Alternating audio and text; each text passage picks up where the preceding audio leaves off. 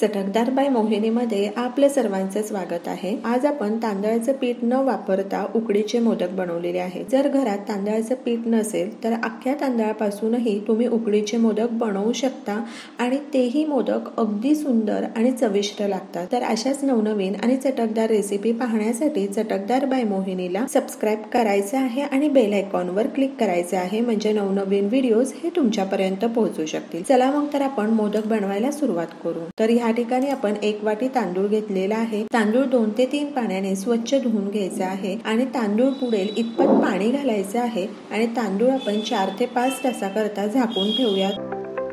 तर या ठिकाणी 5 तास झालेले आहेत। तांदळामधलं पूर्ण पाणी हे काढून घ्यायचं आहे आणि तांदूळ वाटून घ्यायचा आहे। तांदूळ जितका जमेल तितका बारीक वाटून घ्यायचा आहे।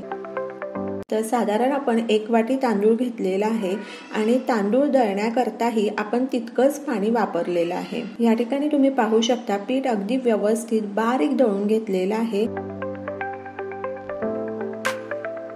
जर काही बारीक कण असतील हे मोदकामध्ये यायला नको, त्यामुळे आपण पीठ हे गाळून घ्यायचं आहे।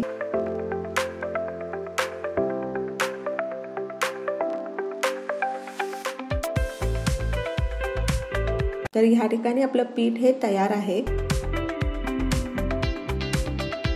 पाणी उकळायला ठेवलेलं आहे आणि त्यावर पातेलं ठेवायचं आहे। ठिकाणी डबल बॉइलिंग मेथड ही वापरणार आहोत, जेणेकरून पीठ तळाशी लागायला नको। तर चवीनुसार मीठ घालायचं आहे आणि एखादा चमचा आपण तेलाचा घालणार आहोत। अशा प्रकारे पीठ सतत वर खाली करत राहायचं आहे की जेणेकरून पीठ तळाशी लागायला नको। 3 ते 4 मिनिटांमध्ये हे पीठ तयार होतं।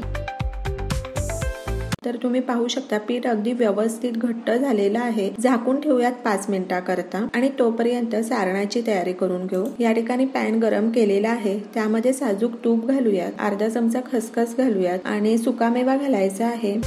1 वाटी खोबऱ्याचा चव घालूयात आणि अगदी एखाद्या मिनिटाकरता परतवून घ्यायचं आहे आणि अर्धी वाटी गूळ घालायचा आहे। मिक्स करून घेऊ। जायफळ घालूयात, जायफळाऐवजी वेलची पूड घातली तरी चालेल। सारण आपण मंद आचेवर आणि मध्यम आचेवर 2 ते 3 मिनिटांकरता छान परतवून घेऊ। तर ह्या ठिकाणी तुम्ही पाहू शकता आपलं सारण हे तयार आहे। 5 मिनिट झालेले आहे। झाकण काढायचं आहे आणि पीठ एकदा एकसारखं करून घ्यायचं आहे। हाताला तूप लावायचं आहे आणि पीठ अगदी व्यवस्थित मळून घेऊयात।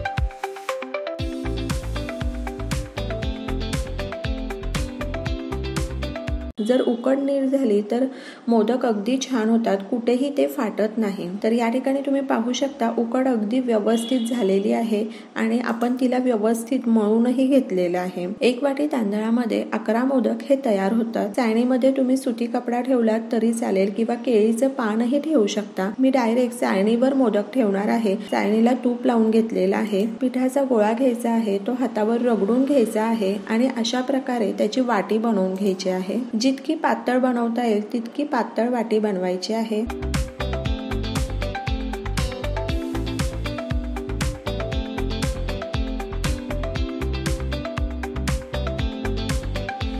तर या ठिकाणी मोदकाची वाटी तयार आहे। सारण भरायचं आहे। पीठ हाताला चिकटू शकतं, त्यामुळे पाण्याचा हात घ्यायचा आहे। अशा प्रकारे चिमटीत धरून कळ्या पाडायच्या आहेत। अगदी खालपर्यंत कळ्या पाडून घ्यायच्या आहेत।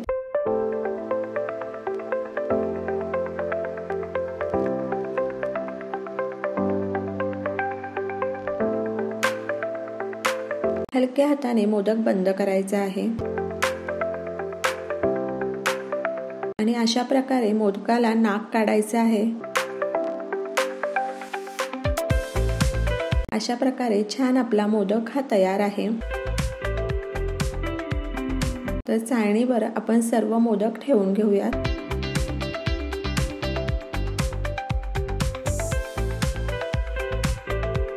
तर अशाच प्रकारे आपण इतर मोदकही तयार करून घेऊ।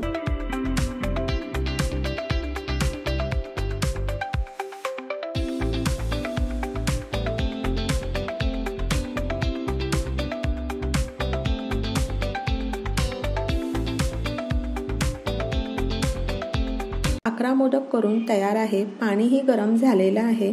चाळणी ठेवूयात आणि 12 मिनिटांकरता झाकून ठेवायचं आहे। तर ह्या ठिकाणी 13 मिनिट झालेले आहेत। आपण झाकण काढायचं आहे या ठिकाणी 13 मिनिट झालेले आहेत.